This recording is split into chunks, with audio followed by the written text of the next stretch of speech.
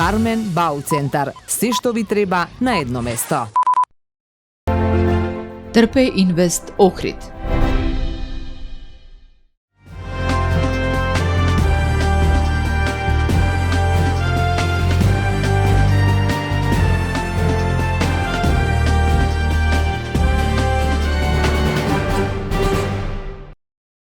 Денеска по повод Светскиот ден на велосипедизмот се одржа третото издание на ревијалниот настан Вози велосипед, уживај и промовирај. Стотина ученици, наставници од средните училишта, граѓани, рекреативци и представници на локални фирми се дружеа, промовираа здрави животни навики и возење велосипед како еколошка алтернатива за транспорт во урбана средина. Воедно реализираа и бизнис идеја за иновативен начин на пренесување маркетинг пораки од локалната бизнис заедница.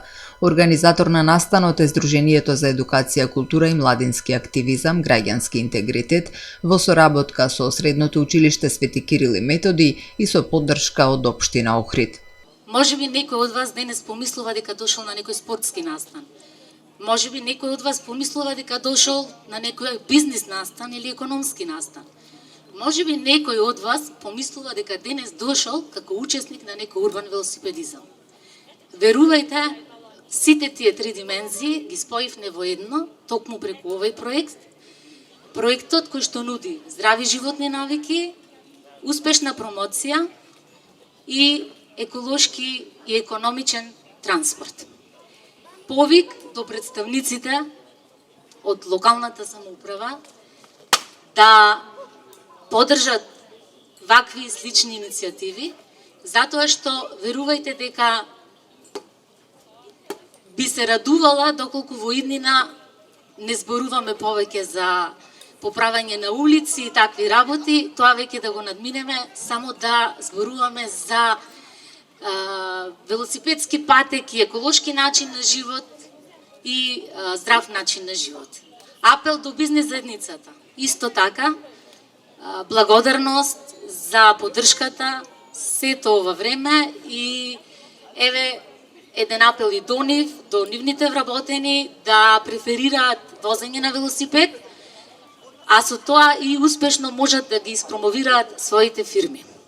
Апел до младите, им благодарам од срце и им посакувам во иднина да едноставно ги продолжат ваквите иницијативи, да бидат амбасадори на еден здрав начин на живот, еколошки начин на живот. Со особено задоволство го поддржуваме проектот Вози велосипед, уживај и промовирај, кој на иновативен начин ги поврзува маркетингот, економичниот транспорт и општествената одговорност. Како училиште веруваме дека соработката помеѓу образованието и бизнис заедницата создава нови можности за учење, развој и промоција на одржливи идеи. Интересот за овој настан и кај младите и кај локалните бизниси расте, а годинава иницијативата ја поддржаа и екологистите.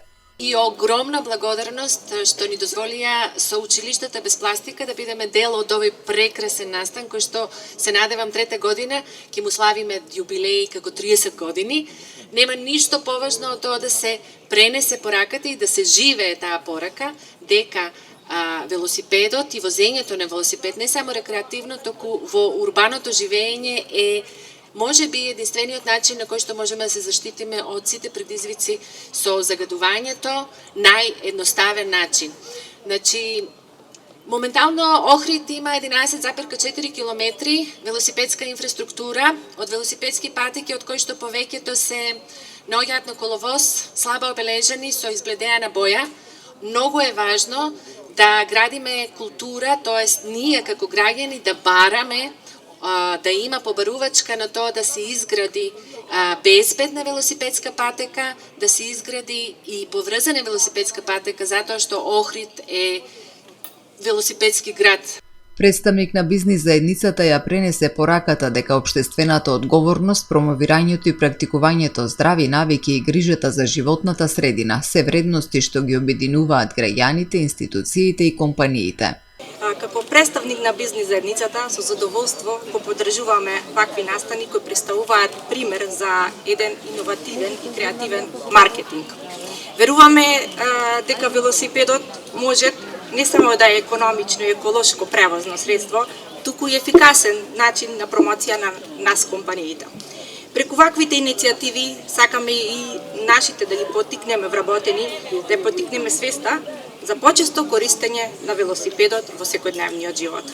Јован Јовановски од велосипедскиот клуб Екодром сподели совети за одговорно возење велосипед и официјално го означи почетокот на велосипедската тура која годинава започна од Холандскиот парк. За безбедност на сите учесници, велосипедската тура беше следена од полициска придружба. Владата на предлог на Министерството за транспорт донесе одлука според која се забранува возење скутери во Охридското, Преспанското и Дојранското езеро од 1 јули до 31 август. Забраната ќе важи од 11 до 19 часот поради поголема безбедност на капачите, велат од Министерството. Со новата одлука се забранува и пловидба на чамци навечер, односно од денеска до 31 август забраната ќе биде од 21 часот до 5 часот наутро. Од 1 септември забраната важи од 20 часот до 6 часот наутро и од 1 до 31 октомври од 19 до 6 часот. Оваа одлука се носи со цел намалување на ризикот од несреќи, спречување на загрозување на безбедноста на капачите и зачувување на јавниот ред на езерата. Исто така информираме дека надлежните служби ќе вршат засилени контроли и за непочитување на пропишаните ограничувања ќе бидат преземени соодветни мерки согласно законските прописи, велат од Министерството за транспорт.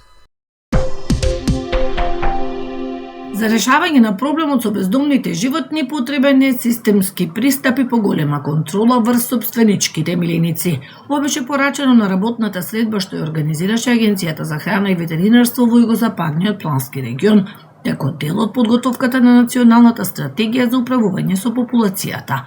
Според надлежните искуствата од изминатите години покажале дека голем дел од проблемот произлегува токму од неодговорното собствеништво и неконтролирањето размножување на животните. Во југозападниот регион дополнителен предизвик представува недостатокот на прифатилишта и стационари за згрижување на бездомни животни. Нема ниту здружение за заштита. Целиот товар е на десетина активисти кои со сите сили се борат да спасат живот повеќе. Ова е четврт состанок на работната група во врска со Националната стратегија за управување со популација на бездомни кучиња, односно популација на сите кучиња, затоа што, како што видовме од изминатиот период, односно од искуствата, излегува дека не се најголем проблем бездомните кучиња, туку токму собственичката популација. Токму поради тоа Агенцијата за храна и ветеринарство како координатор во соработка со сите релевантни чинители институции, односно со ветеринарната комора, ветеринарниот факултет, Министерството за локална самоуправа, ЗЕЛС, Министерство за животна средина, формираше една работна група која што ги посетува сите плански региони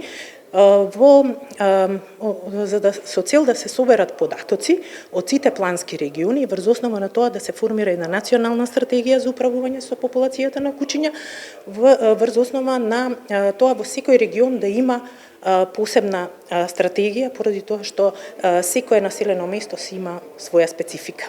Надлежните велат итно е потребна поголема вклученост на локалните самоуправи во решавањето на проблемот, не само за популацијата на бездомните кучиња, туку итно се потребни програми за стерилизација на мачки, бидејќи тие се уште во понезавидна состојба. Во предлог измените на Законот за заштита и благосостојба на животните, веќе е предвидено секоја општина да си направи план и програма за справување со популација на бездомни мачки. Значи, ова е веќе предвидено да почне во следниот период да се остварува, а за поздравување се секако сите општини кои што се решиле на овој проект, односно ете да одвојат средства за бесплатни стерилизации и на бездомните мачки, за кучињата веќе да не зборуваме. Од Факултетот за ветеринарна медицина посочуваат дека фокусот мора да се стави на собственичките животни, бидејќи токму од нив потекнува новата популација на бездомни животни. Целата заедница, например, локалната самоуправа треба да ги осврти вниманието кон собственичките кучиња. И тоа внимание треба да биде од аспект на пред се нивно микрочипирање, сите кучиња во градовите да бидат микрочипирани. Второ, да се воведе контрола. на сите граѓани кои што чуваат кучиња, да тие кучиња од една страна бидат микрочипирани, а втората контрола треба да се однесува на нивна стерилизација. Доколку собственикот сака својот миленик да го чува, а да не е стерилизирано, то он треба да биде свесен дека тој ќе биде под надзор. Надзорот треба да биде организиран од страна на општината и од страна на ветеринарната служба. Треба да има обврски да секој свое ново легло го пријавува. Тоа пријавување треба да биде од аспект на здравствена заштита на домашните миленици, но и од аспект на заштита на граѓаните да тие кучиња не доаѓаат на улица.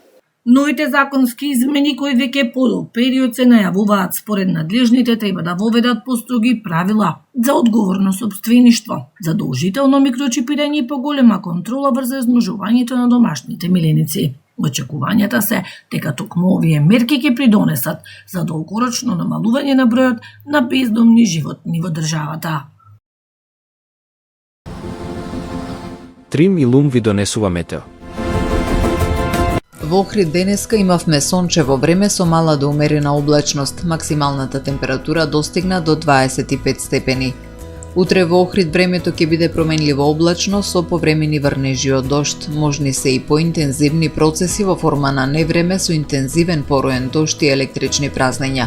Утринската температура од 12 степени, максималната дневна до 23 степени.